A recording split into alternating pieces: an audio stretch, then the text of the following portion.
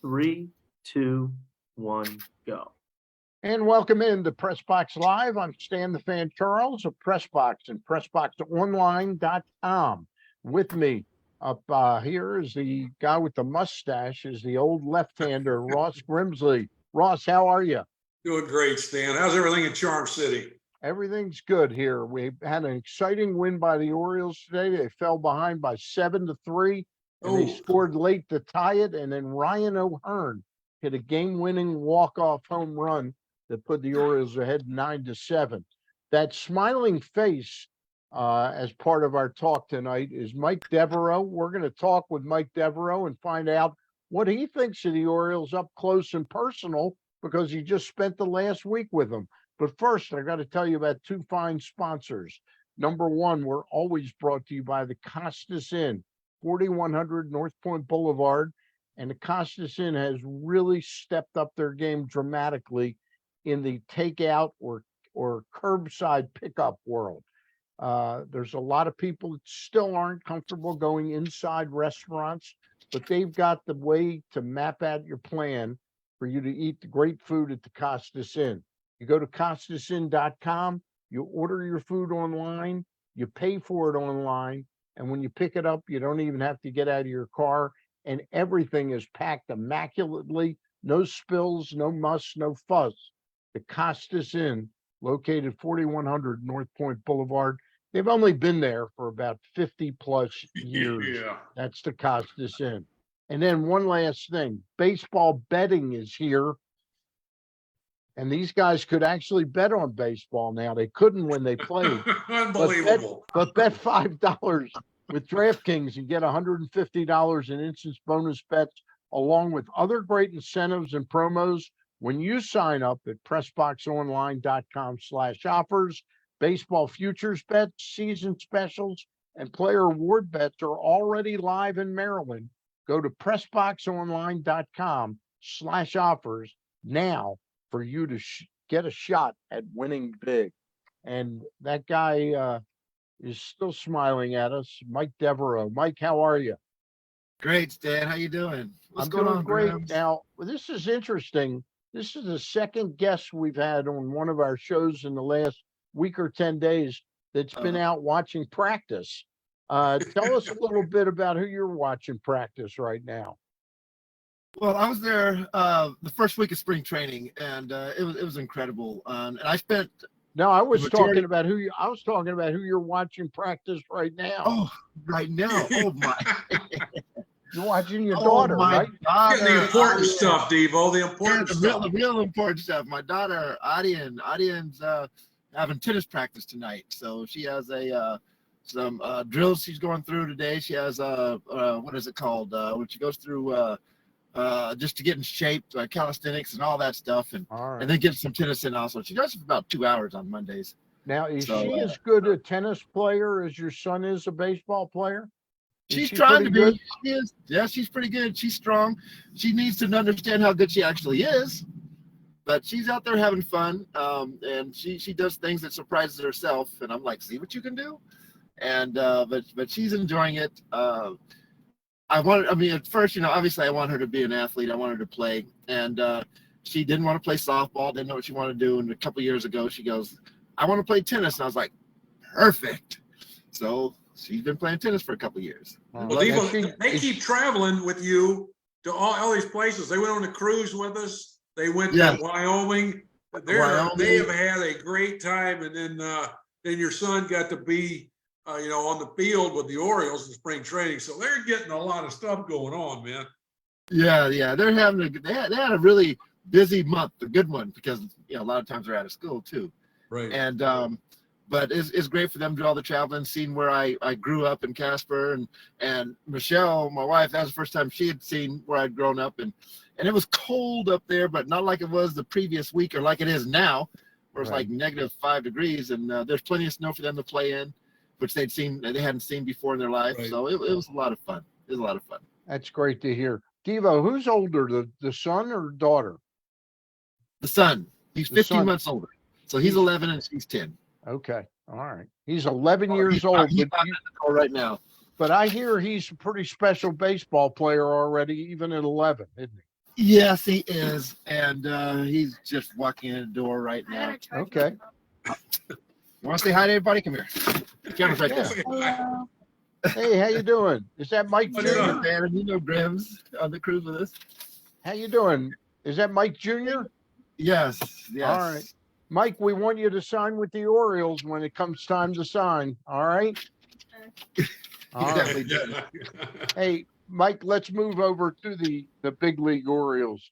How did All it right. feel, how did it feel for you? You spent a week with the team in spring training. First of all, how did it feel to be back in that orange and black? You know, it was incredible. You know, I spent 7 years in Baltimore, the best 7 years of my baseball career, and to go back there and to get that uniform on and the feel of spring training, and knowing that, you know, Baltimore is where my life is really great to be there, just to be a part of that organization once again. How did Brandon welcome you? I mean, was he, you know, did he involve you in some things? And Yeah, I mean, he was great. I'd met him before an event in Baltimore, and he was incredible. I mean, the way he handles the team, everything about what he's doing. I mean, the respect he has for me when I came in, and everybody that was there. I was thrilled with the way he was running, how he's running the team. what did you, before I turn you over to Ross for a couple of questions, what did he have you working with? Was it working with outfielders, I'm guessing? Yes, I was mainly with the outfielders. The majority of the time I was with outfielders. There with Anthony Sanders and Sambo and Alou, with those guys, and it was a lot of fun seeing them play and work out. And when my son Michael comes out there to see exactly how big leaguers go about their business, it was great for him to experience that also. And it just brought back so many great memories of when I was playing and the goal that I had at the beginning of spring training. Ross, go ahead. I know you got a couple for your friend. Yeah, Devo, you know, we were talking about I don't know, they had the meetings before spring. How was your last year of coaching? I think was 2019. You said, Right. Then COVID came. What are some of the differences now compared to when you in 2019, which was only that was 4 years ago? Yeah. What are some of the? Have you seen some of the differences now, or is it basically the same? Or There's a lot of differences. I mean, there's people that specialize in certain things as far as scouting and getting the stats, you know, obviously with the analytics and everything like that. There's a lot more people on the payroll that do that. And the coaches pretty much concentrate on strictly the players and how to deal with the information that they receive from the other sources that are Oriole employees. And it's different. It's impressive, but it's different. But I like them to know how it was. yeah, do they spend? I guess more time. Obviously, you gotta get your time, because I know they're in the weight room a lot more. Now you put analytics. They got time for that. Are they still getting the same amount of time on the field as they got in the past? I like I said, I hadn't been spring training since 2019, but I thought they got pretty good time on the field. I really did. I did, and I was surprised they got their work done. They got out there and they took care of some business, and then they went on. Obviously, you had to go do their workouts and all that. Right. This is the very beginning of spring training, also. Yeah, So, exactly. I mean, that's yeah. there's not a lot you can do then. You know, they're just getting the kinks Right. out and getting ready. Exactly. Exactly. Toward the end, when you were there, and you worked with the outfielders and a lot of young guys, obviously, were they? Did they ask you questions, and were they receptive to what you had to offer? I know you're not going to say nothing unless you're asked. Usually, that's what coaches do. And once you develop a relationship with some guys, you can talk a little bit more. But were they, and the coaches too, were they kind of open to asking you questions about, you know, playing the outfield and anything, stealing bases, hitting? Yeah, they actually were. I think, and it's funny because when I worked with the minor leaguers, like the A-ball guys, they're pretty much like, oh, you're an old school dude. It's not like that right now. You know what I'm talking about now. but these guys they did ask questions about how I cool. did certain things, and it was fun to work with them because obviously there's a different attitude when you're talking about guys that are in the big leagues and then guys that are working their way to get up there. Right. But yeah, they asked questions and asked for advice, and I gave them what I knew and how I played the game and how I went about the game, and I was pretty impressed with the way they went about their business. Did the coaches do the same thing? Did they pick your mind for things? Yeah. Obviously, some of the coaches there that hadn't played the game, they were asking me things how I felt about or how I did things, and they obviously this game is all about learning, and you never Right. know everything, and so they're in my mind, and I was also in their mind. Yeah. Cool. Good deal. Yeah, we're just going both ways at it. And, it was fun. It was all total respect. So when you're there, you work with outfielders. I know if a JJ Hardy comes into town, he's working with the infielders. Mm-hmm. What exactly is the process that you're working with them? Is it like, are they shagging fly balls and you're talking about the approach to catching a ball? I mean, what insights do you think you're offering them that they haven't heard before, Mike?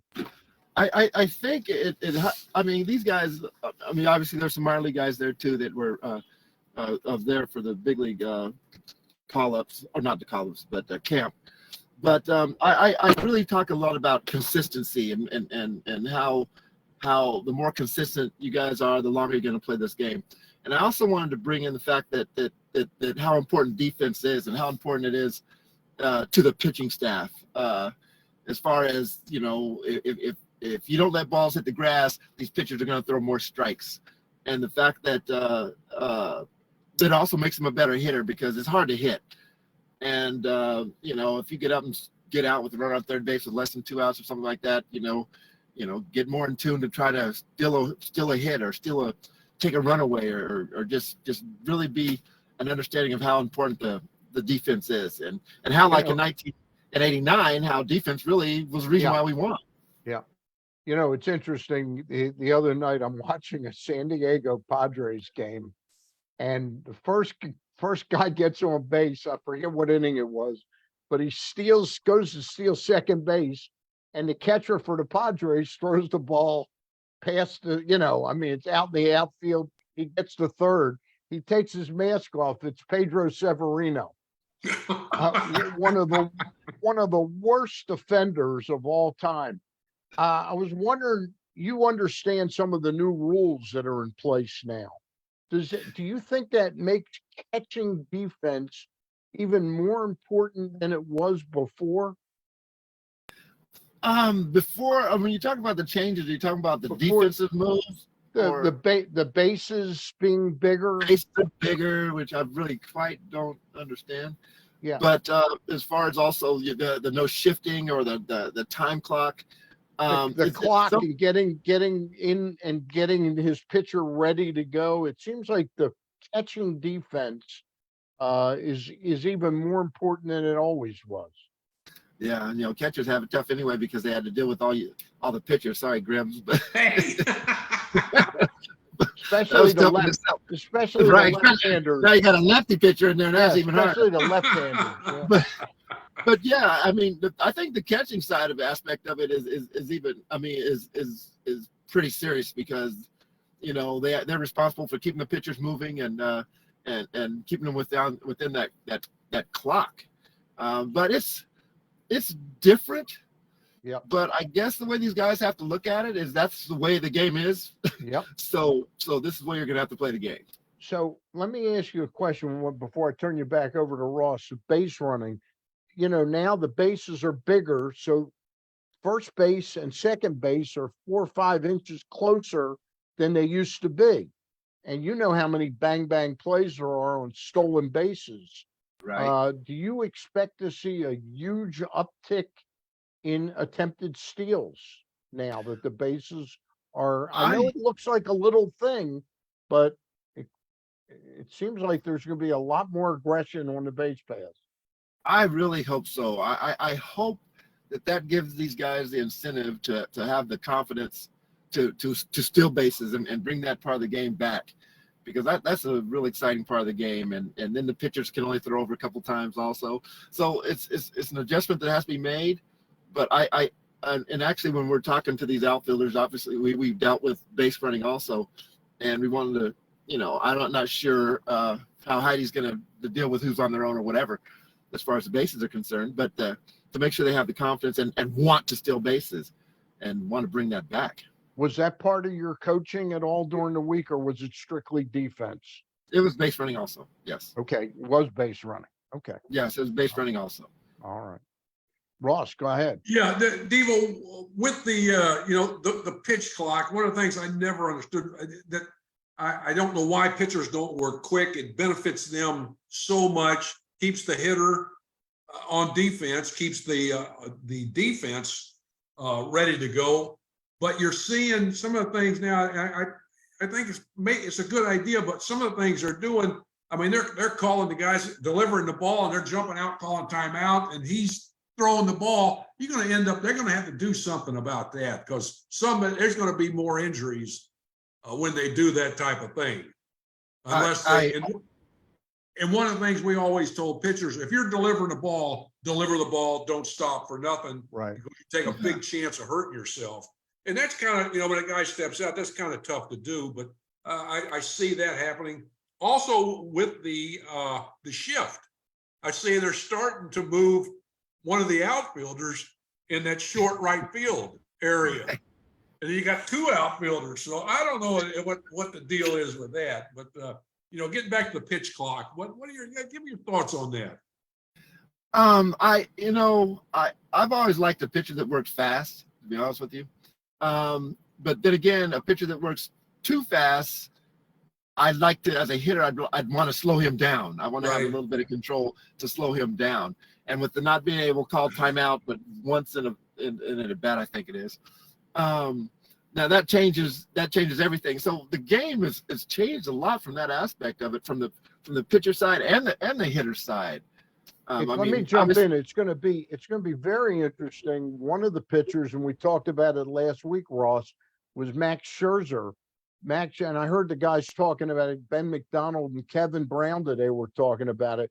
The batter has to be in the box and ready to hit at 8 seconds, but the pitcher doesn't have to wait until he's ready. He can get ready.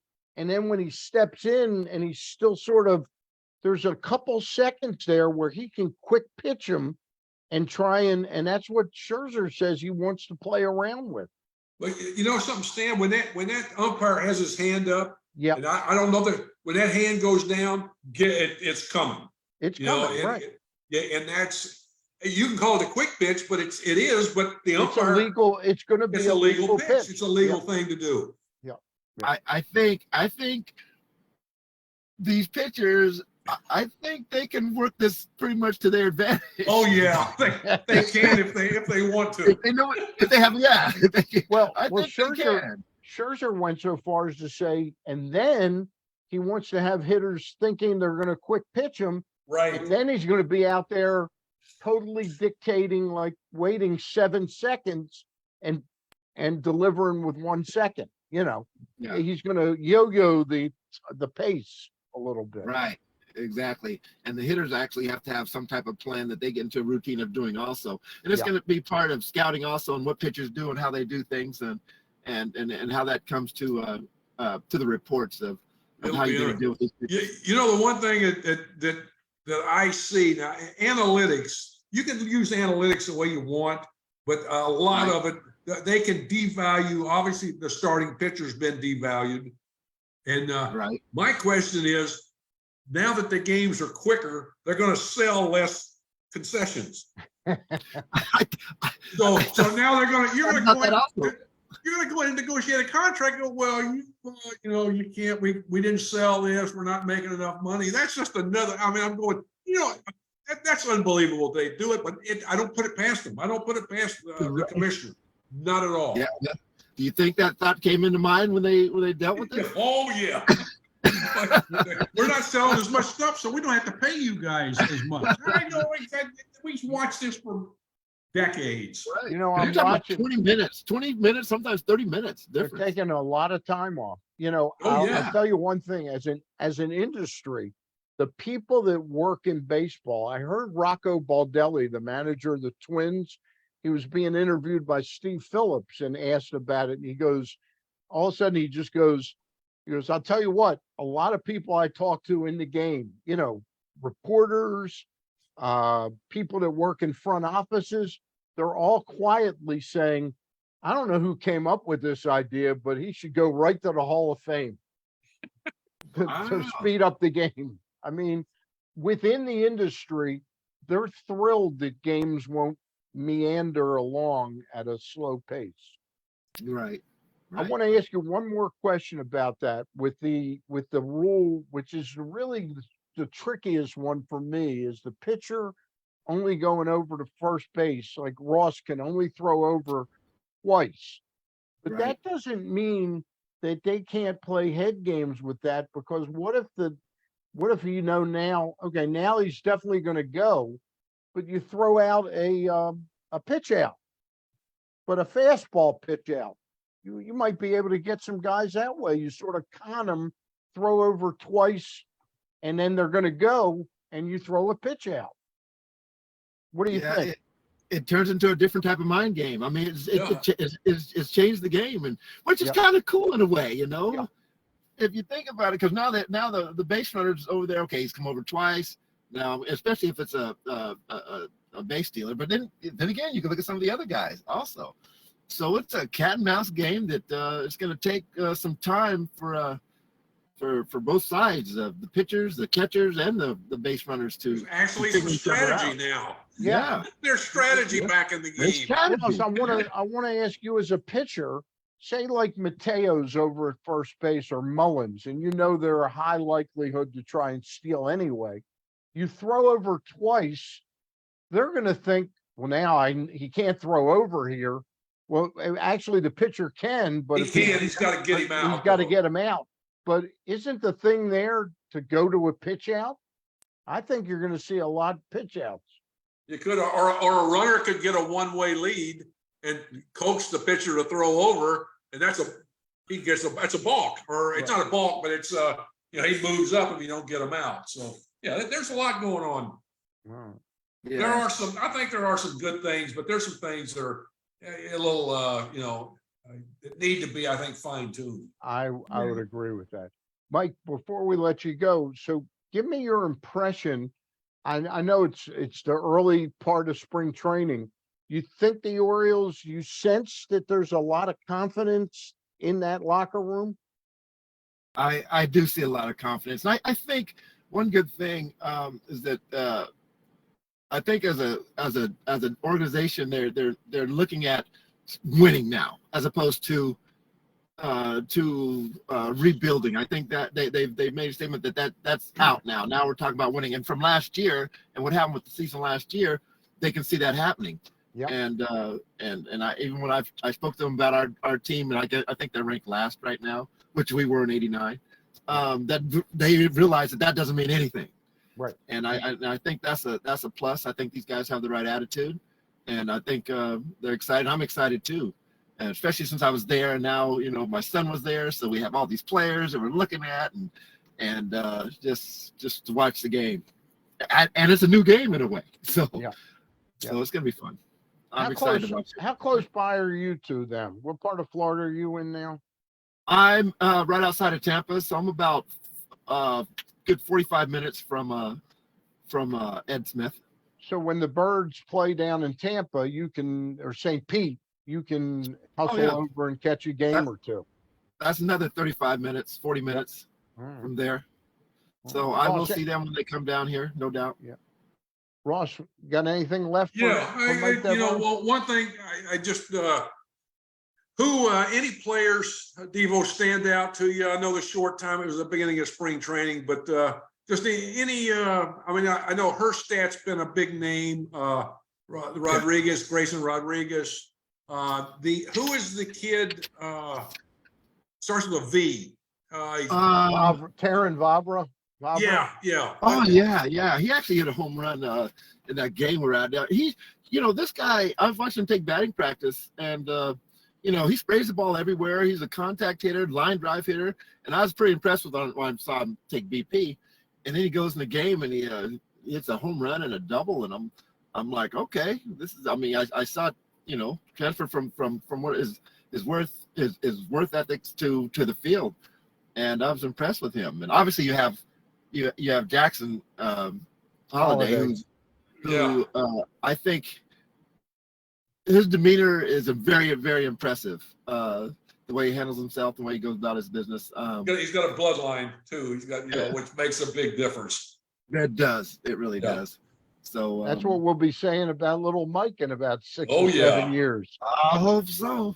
He was catching fly balls out there and shagging fly balls. And I said, hey, this is not like Little League. These balls don't slow down when they get to you. Right. What position does Mike play? Is he an infielder or outfielder? Well, he's left-handed, so he's plays first base, center field, outfield is his favorite position. And at that age, that's hard to find, but he loves playing the outfield, and he pitches. Yep. So he's pretty good. All right. Hey, listen, Mike, we really appreciate you spending some time with us. We know it was a big deal for you to get back in the orange and black, and we wanted to help celebrate that a little bit. All right. Yeah. Hopefully that'll happen. I appreciate the Orioles having me there. It was fun. Yeah. All right. Mike Devereaux, many thanks. Ross, anything last thing for Mike? I'll see you next week for golf. All right, definitely, Grims. We'll get back out there. We're coming up there. We'll bring the gang up there. All right, buddy. Perfect. Sounds good. Sounds good. You guys take care. All right. Good. See you. Good talking to you guys. Good talking to you too. All right. Take care. Thanks, That buddy. does it. That does it for tonight's show. I'll be down in Florida starting tomorrow, Ross, and I will see you Saturday night at the Oriole concert, and maybe we'll get out Thursday or Friday night, maybe watch some hoops or something. Absolutely. Like Yes, sir. All right. We'll get Mr. Hinneman. That sounds good to me. We're like, 10, 15 minutes apart, right? Oh, not far at all. All right. I look forward to it. We will not have a show next Monday, but we will be back together again the following Monday. So next Monday, tonight is the 6th. No show the 13th. We'll be talking on the 20th. And at that time, we'll really be taking stock of what the roster is going to look like. I'll tell you, Ryan O'Hearn got 3 hits today, and he's in a pitch battle for probably the 26th spot, on that roster. So we'll see. All right. All right, buddy. All right. For Mike Devereaux, Ross Grimsley, I'm Stan the Fan, and we thank our friends at the Costas Inn always for sponsoring these talks. No show this Thursday because I'll be in Florida. Gary Stein and I will be back on the 16th with Ed Hale, the owner of the Baltimore Blast.